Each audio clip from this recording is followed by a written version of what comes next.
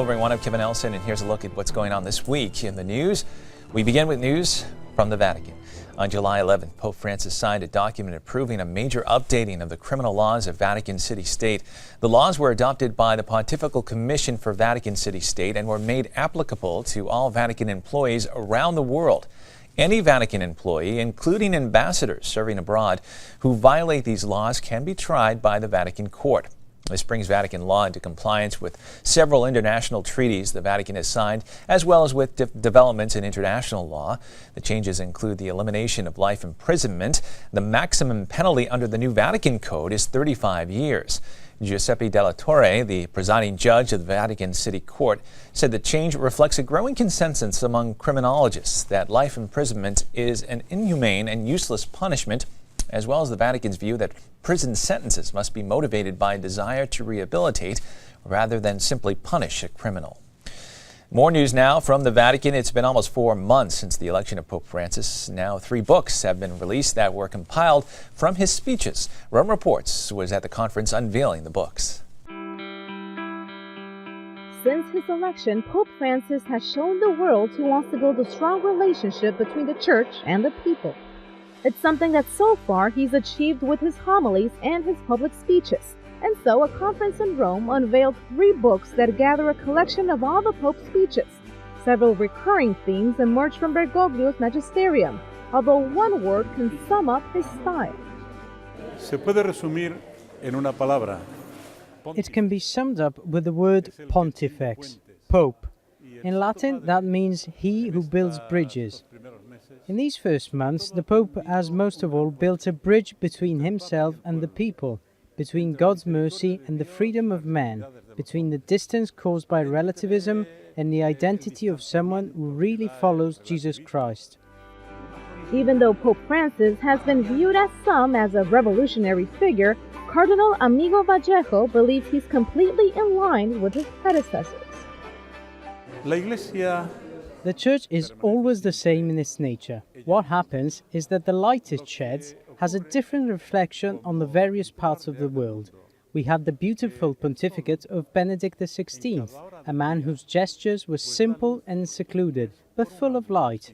Now, we have a Pope who wants to be faithful to Jesus Christ above all. He's humble, poor, but steadily in charge of the Church. Pope Francis has shown a unique attitude in his private meetings as well. When he meets world leaders or diplomats, the Pope often jokes with them and puts them at ease. Those who've met him describe the experience as truly unique. When I had the chance to meet him in person, when he gave an audience to the diplomatic corps, I had bowed in front of him and I said a few words. We talked for a while, and the words he said to me and my entourage were extremely moving indeed.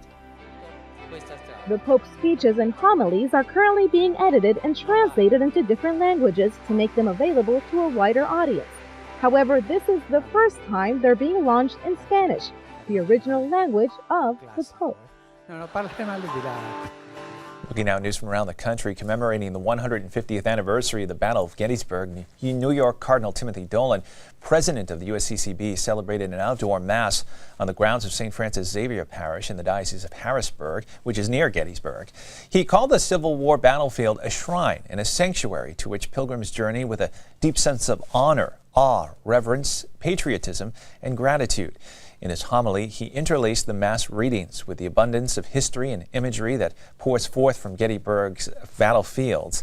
Cardinal Dolan was wearing his pectoral cross, which once belonged to Archbishop John Hughes, the first Archbishop of New York and a close friend of Abraham Lincoln.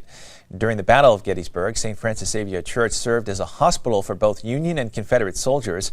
Religious sisters, most notably Sisters of Charity and Daughters of Charity, tended to the wounded and the dying. More news now from around the country. Could the election of Pope Francis be inspiring a whole new generation of young men to enter the priesthood? Catholic News Service spoke with the rector of Mundelein Seminary in Illinois, who thinks the new Pope's missionary attitude might attract more young people to answer the call to religious life.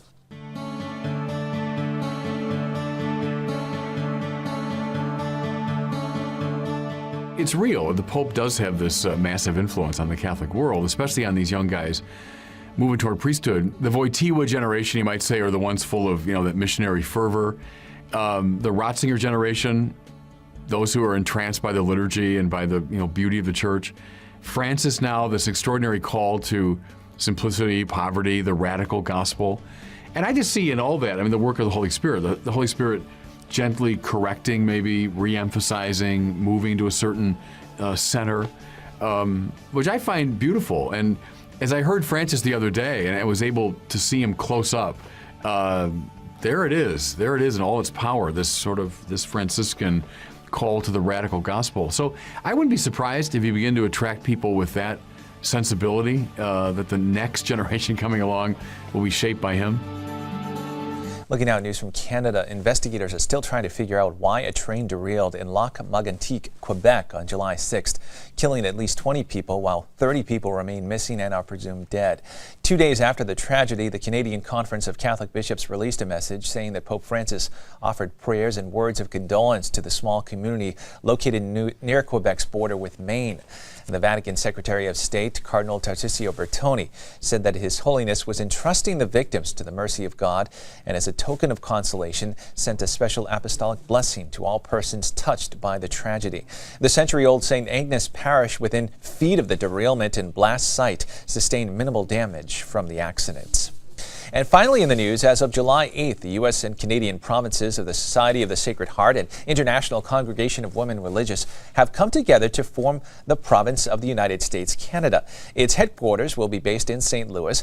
A transition period will last until 2015. The Society of the Sacred Heart was founded in France in 1800 by St. Madeleine Sophie Barat and brought to the United States by St. Rose Philippine Duchesne in 1818. There are currently 330 members, 308 in the United States and 22 in Canada in the newly formed province. Worldwide, there are nearly 2,300 professed members in 41 countries. Well, that is all the information we have for you this time. I'm Kevin Nelson. Don't forget you can keep up to date on Catholic news throughout the week with Catholic Newsbreak right here on the Catholic TV Network.